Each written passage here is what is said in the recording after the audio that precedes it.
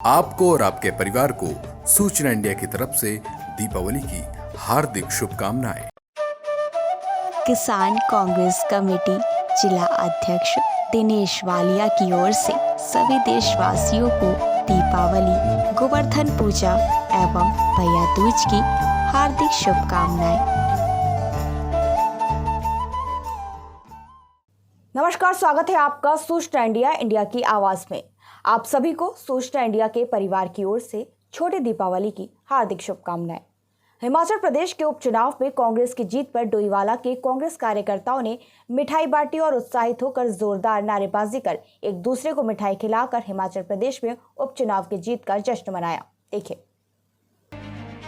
परवादूर जिला कांग्रेस कार्यालय डोईवाला में कांग्रेस कार्यकर्ताओं ने वरिष्ठ कांग्रेस नेता मनोज नौटियाल और नगर कांग्रेस अध्यक्ष राजवीर खत्री के नेतृत्व में हिमाचल प्रदेश में हुए उपचुनाव में भाजपा को हराकर जीती 1 लोकसभा और 3 विधानसभा सीटों की जीत का जश्न मनाया। कांग्रेस की जीत से कांग्रेस को संजीवनी मिली है। उत्तराखंड में अगले साल 2022 में होने जा रहे विधानसभा चुनाव में कांग्रेस को भी जीत दिखाई देने लगी है, इसलिए हिमाचल की जीत पर उत्तराखंड के कांग्रेस नेताओं में भारी उत्साह है।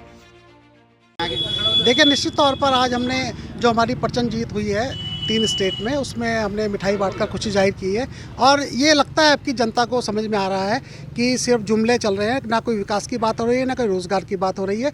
इसलिए जनता बदलाव चाहती है और हम 2022 में लगभग 5 स्टेट में चुनाव हैं, उसमें कांग्रेस को प्रचंड बहुमत मिलेगा। बहुत ज़्यादा उत्साह का संचार किया है। सभी महिलाएं अब तैयार हैं क्योंकि सभी महंगाई से सभी त्रस्त हो चुकी हैं। अब हर हाल में हर कोई चाहता है कि हमारे देश में जो है कांग्रेस की सरकार हो। हर हाल में हमारे उत्तराखंड में भी कांग्रेस ही आए। जिस प्रकार से हमने हिमाचल में ये जीत प्राप्त की है, वही हमारा एकमात्र उद्देश्य है कि उत्तराखंड में भी हमें इसी तरह 100% बहुमत के साथ जो है कांग्रेस सरकार को लाना है। करने के लिए सिर्फ एक मात्र जो है हमारे पास कांग्रेस सरकार ही है ऐसा, और उसको हमें आगे बढ़ाने के लिए हम हर तरह से प्रयास कर रहे हैं। सभी महिलाएं हमारे साथ हैं और कदम से कदम बढ़ाकर आगे बढ़ने की तैयारी कर रहे हैं। 29 सीटों पर जो उपचुनाव हुआ था विधानसभाओं की कई राज्यों में, आप सबने देखा होगा कि उसका रिजल्ट क्या निकला।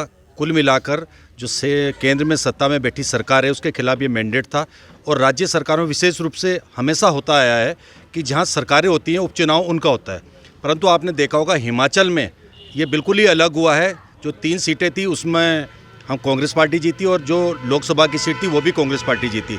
तो कुल मिला के राजस्थान में हमने अपनी दोनों सीटें बरकरार रखी।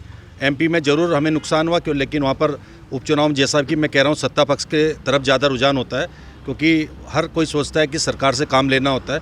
परंतु कुल मिला के हम कांग्रेस जन इस बात से खुश हैं कि पूरे देश में जो 3 लोकसभा सीटें थी उसमें से 2 यूपीए ने जीती और 1 बीजेपी ने जीती है। हमारा पड़ोसी राज्य क्योंकि हिमाचल है और ये शुरुआत हो चुकी है उपचुनाव में जहां सत्ता पक्ष में बीजेपी बैठी हुई है, और ये दिखाता है कि जो 22 में जो चुनाव हमारा, क्योंकि पड़ोसी राज्य है, उत्तराखंड में तो कांग्रेस आनी है, लेकिन जो 8 महीने बाद हिमाचल में चुनाव होना है उसमें भी ये तय हो गया है कि कांग्रेस सरकार दोबारा से। सूचना इंडिया के परिवार की ओर से आप सभी को धनतेरस व दीपावली की हार्दिक शुभकामनाएं।